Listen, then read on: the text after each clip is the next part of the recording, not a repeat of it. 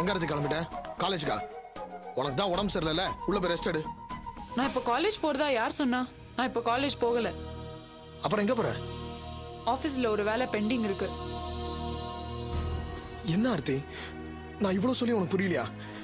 நேத்து அவ்வளவு நடந்திருக்கு, மறுபடியும் நீ பாட்டு போறேங்கிற. இந்த பாரு, உனக்கு அவனை பத்தி தெரியாது. அவன் நல்லவன் கிடையாது ஆர்த்தி. நான் சொல்றது கேளு, இனிமே நீ அங்க போகாத. அதான் நானே பார்த்தனே. இது பாருங்க, அவர் ஒன்னும் உங்களை விட மோசம் கிடையாது. அவரை மோசம் சொல்ற தகுதி உங்களுக்கு கிடையாது. அதை முதல்ல புரிஞ்சுக்கோங்க. என்னம்மா அது, இப்படி எல்லாம் பேசலாமா? நேத்து நீ வர லேட் ஆனதும் ராஜேஷ் பட்ட பாடு எங்களுக்கு தான் தெரியும்.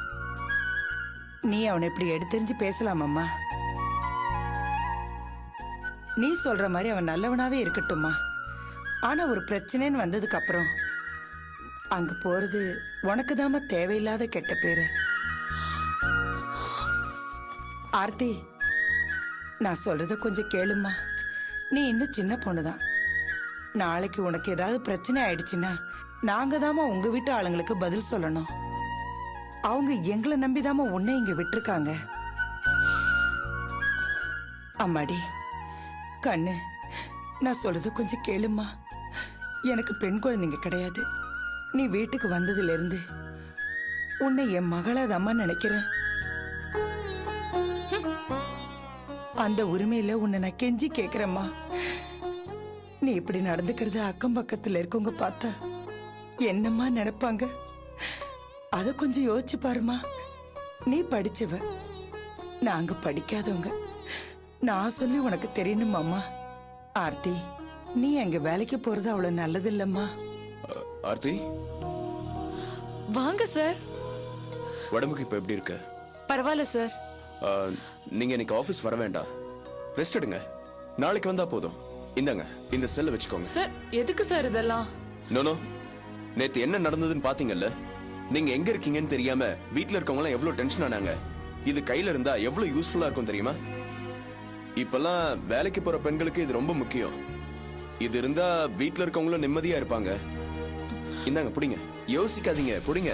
சும்மா ரெடி. கார்டு போட்டிருக்கேன், இதை யூஸ் பண்ணுங்க. இல்ல சார், வேணாம். வாங்கிக்கோங்க. ஓகேங்க சார். அப்ப நான் கிளம்புறேன். சார், நானும் உங்க கூட ஆபீஸ்க்கு வரேன். எனக்கு இப்ப உடம்பு நல்லாயிடுச்சு. உங்களுக்கு பிரச்சனை இல்லைன்னா ஓகே, போலாம் சார். நானும் இன்னைக்கு காலேஜுக்கு லீவ் போட்டுட்டேன்.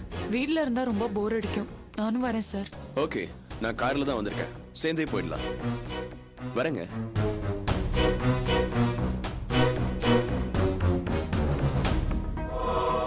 கர்மம் கர்மம். ச்சே.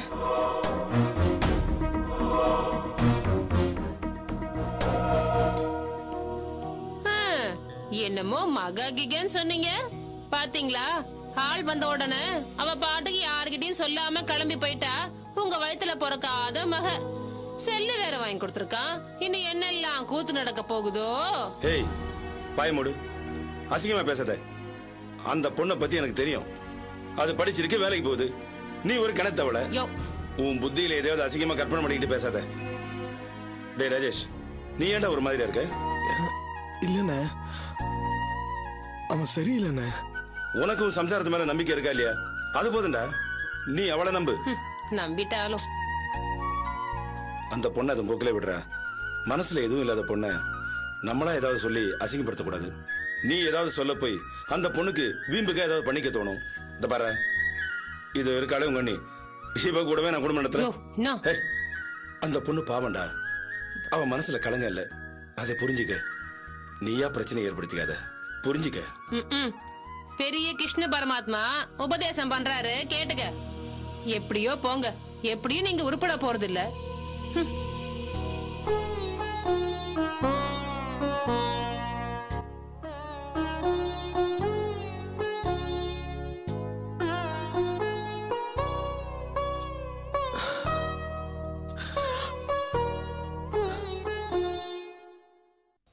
பரதேசிங்க, முன்ன பின்ன இதெல்லாம் பாத்துருந்தா தானே?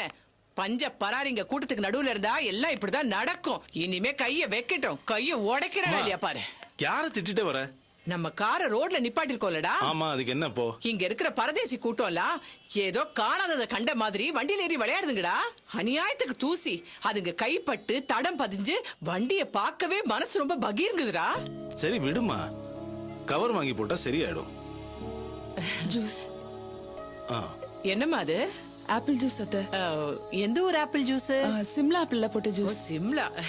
ஏன்னா இந்த ஊர் ஆப்பிள்ல ஜூஸ் குடிச்சா என் தொண்டைக்கே ஆகாது. மாமா ஜூஸ் சாப்பிடுங்க. எனக்கு ஜூஸ் எல்லாம் வேண்டாமா. வேற ஏதாவது கொண்டு வரட்டா? வேண்டாமா. நான் என்ன நீர் மோரு இல்ல நீராகாரம் குடிக்கிறாள். ஆப்பிள் ஜூஸ் எல்லாம் வேண்டாமா. இதான் ஏழை குசும்புங்கிறது. இதுல என்ன குசும்ப கண்டாலும் மேலு? பின்னனையா ஆப்பிள் ஜூஸ் அமிர்த மாதிரி இருக்கு, நீ என்னமோ பெருசா நீராகாரம் வேணுங்கிற சேட்டை தானே இதெல்லாம். என்னமோ பழமொழி சொல்லுவாங்களே, ஆத்த அடக்கி வெள்ளம் போனாலும் நாய் நக்கி தான் குடிக்கும், அது மாதிரிதான் இருக்குது. இது பார், இதெல்லாம் உன்னோட வச்சுக்க. தயவு செய்து என்ன வம்புக்கு இழுக்காத. என்னமோ போயா. டேய் பாஸ்கரா, நாம இப்ப முன்ன மாதிரியாடா இருக்கோம், எவ்வளவு வசதியா இருக்கோம்.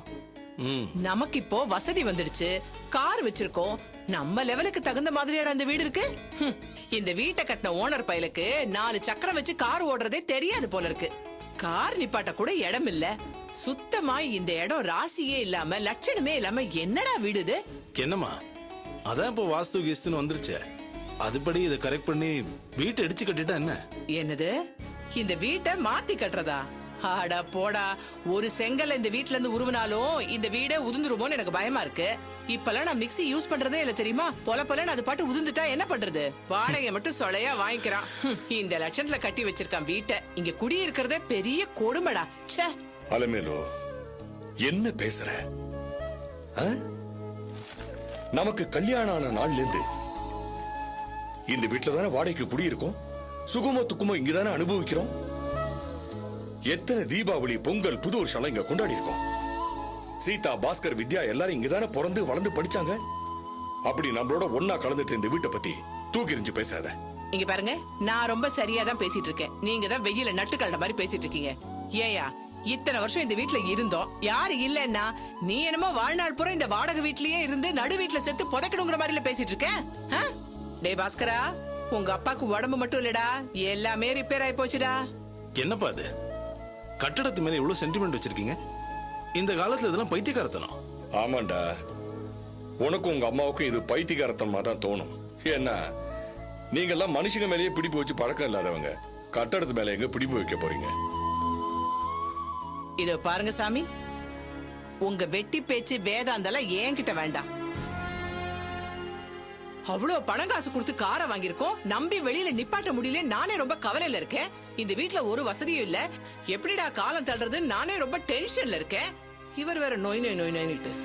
அத்தை கவலைப்படாதீங்க, நான் புதுசா ஒரு வீடு பார்த்திருக்கேன்.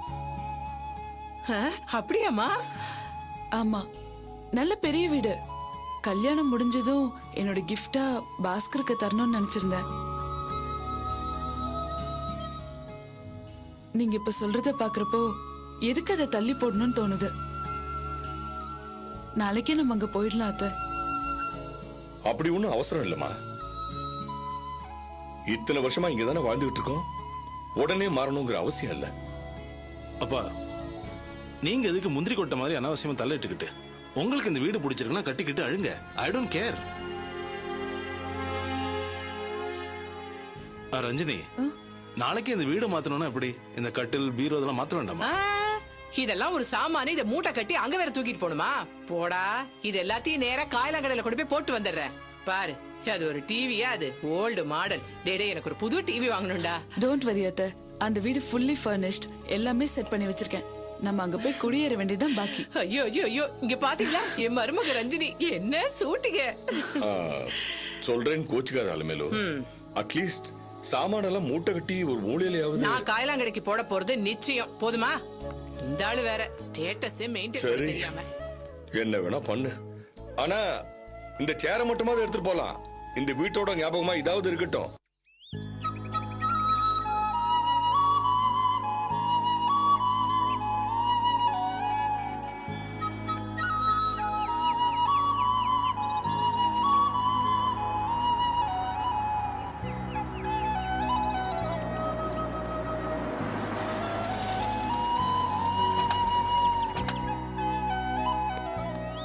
வாங்க சார். வணக்கம்மா. வணக்கம் சார். இவங்க தான் எங்க டீமோட இன்ஜினியர்ஸ். வணக்கம் சார். கோர்ட் உத்தரவுப்படி உங்க சைட்டை இன்ஸ்பெக்ட் பண்ண வந்திருக்கோம்மா. Okay sir. சார் இவர் தான் எங்க கன்ஸ்ட்ரக்ஷனோட engineer. Hello sir. Hello. Shall we? Yes yes please please come. வாங்க சார். வாங்க.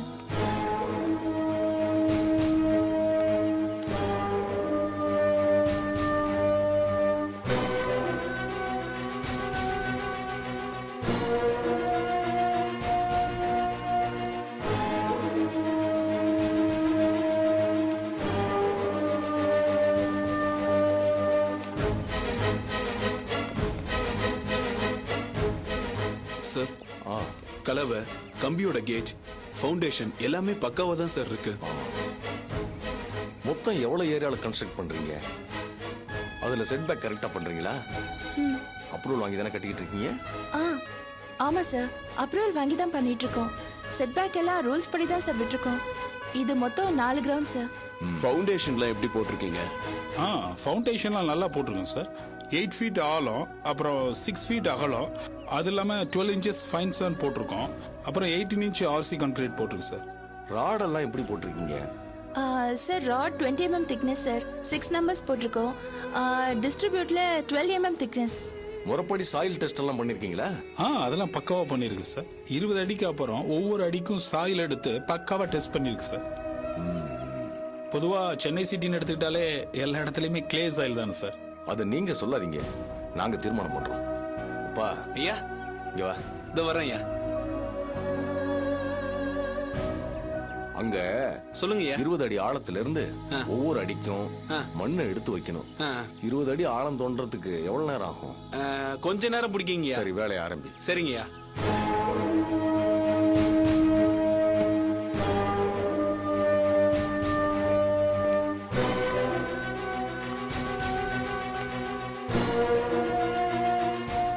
அபி, யார் இவங்கெல்லாம்? என்ன நடக்குதுங்க? எதுக்காக மண்ணை தோண்டிட்டு இருக்காங்க? ஆமா, நீங்க யாருமா? நான் யாரா? இந்த அபி கன்ஸ்ட்ரக்ஷன்ஸ்ல நானும் ஒரு பார்ட்னர். பார்ட்னரா? கம்பெனில என்ன பிரச்சனை நடக்குதுன்னு கூட தெரியாத ஒரு பார்ட்னர். வேடிக்கையா இருக்கு. அபி, என்ன அபி இதெல்லாம்? யாராரோ என்னென்னமோ சொல்லிட்டு இருக்காங்க. What's going on? உஷா, இவங்கெல்லாம் கோர்ட்லேருந்து வந்திருக்காங்க. நாம அந்த பில்டிங்கை கட்டக்கூடாதுன்னு ஸ்டே வாங்கியிருக்காங்க. வாட்? ஸ்டே ஆர்டரா? எதுக்கு? முன்னாடி இந்த இடத்துல ஒரு குளம் இருந்துச்சான், அதனால இங்க பில்டிங் கட்டக்கூடாதுன்னு கோர்ட்ல ஸ்டே வாங்கியிருக்காங்க. என்னது? குளம் இருந்ததா? எந்த மடைய சொன்னா? எவன் ஸ்டே ஆர்டர் வாங்கினா? கொஞ்சம் வார்த்தை அளந்து பேசுமா. நான் தான் ஸ்டே ஆர்டர் வாங்கினேன். இப்போ என்ன பண்ணுங்கற? ஓஹோ, நீங்க தான் அந்த ஆளா? எங்க அறிவு இருக்கா உங்களுக்கு? குளம் இருந்த இடத்துல கட்டிடம் கட்டுறதுக்கு நாங்க என்ன லூசுங்களா? இத பாருமா, மரியாதையா பேசு. அனாவசியமா வார்த்தையை விடாத. உஷா ப்ளீஸ், எதுக்கு கோவப்படுற? பேசாம இரு. இது பாரு, கோர்ட்ல இருந்து அட்வொகேட், இன்ஜினியர் எல்லாருமே இன்ஸ்பெக்ஷனுக்காக வந்திருக்காங்க. அவங்க முன்னாடி நம்ம கோவப்படுறது தப்பு. என்ன அபி இதெல்லாம்? என்ன நம்ம நடந்திருக்கு? நீ என்னடானா நான் உனக்கு ஃபோன் பண்ணப்போ இத பத்தி ஒரு வார்த்தை கூட சொல்லல.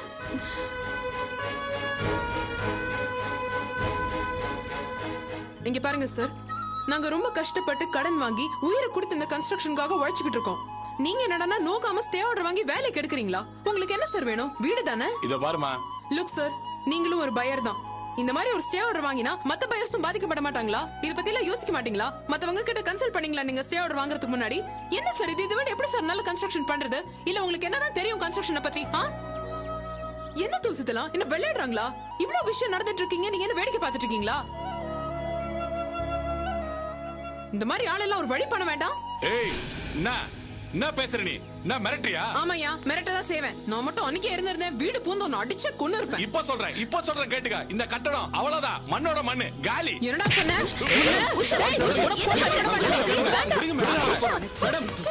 என்ன மேடம், ஏன் முன்னாடி எப்படி நடந்துக்கிறீங்க? பாருங்க சார், என்ன தைரியம் பாருங்க சார். ஏன் மேடம், நீங்க இப்படி மிஸ்பிஹேவ் பண்ணினா அது கண்டெம்ட் ஆஃப் கோர்ட் ஆயிடும், தெரிஞ்சுக்கங்க. சாரி சார், நீங்க தப்பா நினைச்சுக்காதீங்க. வா உஷா போலாம். இல்ல அபி, என்ன பேச்சு பேசுறீங்க? வா உஷா, சாம குடுக்குறியா நீ? நீ வா. சார் விடுங்க சார். சார் எமோஷனல் ஆகாதீங்க சார். பேசி போற நீங்க விட்டுருவீங்களா? சார் கோவப்படாதீங்க சார், ப்ளீஸ். சொல்றேன் சார், டென்ஷன் ஆகாதீங்க சார், ப்ளீஸ்.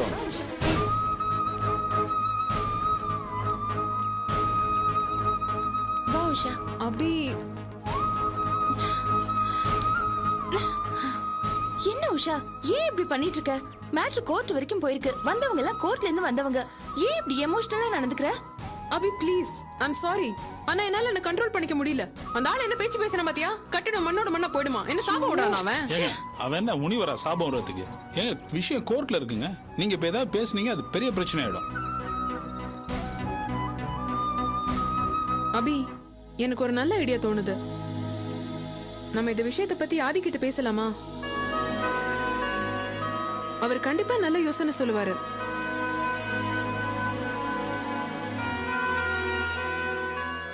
அபி, ஆதி இப்பெல்லாம் பழைய மாதிரி இல்ல, ரொம்பவே மாறிட்டாரு. நான் வேணா பேசுறேன் அபி, என்ன சொல்ற?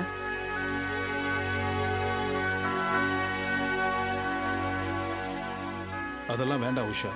ஏன்னா விஷயம் கோர்ட்டுக்கு போயிருக்கு. இப்ப தனிப்பட்ட முறையில் ஏதாவது முயற்சி பண்ணா அது கோர்ட்டுக்கு எதிராக முடிச்சு போயிடும். ஆனா ஒண்ணு, எப்படியும் ஜட்ஜ்மெண்ட் நமக்கு ஃபேவரா தான் வரும். ஆமா உஷா, நம்ம கோர்ட் மூலமாவே போலாம். ஆதித்யா கிட்ட நீ எதுவும் சொல்ல வேண்டாம். ஓகே.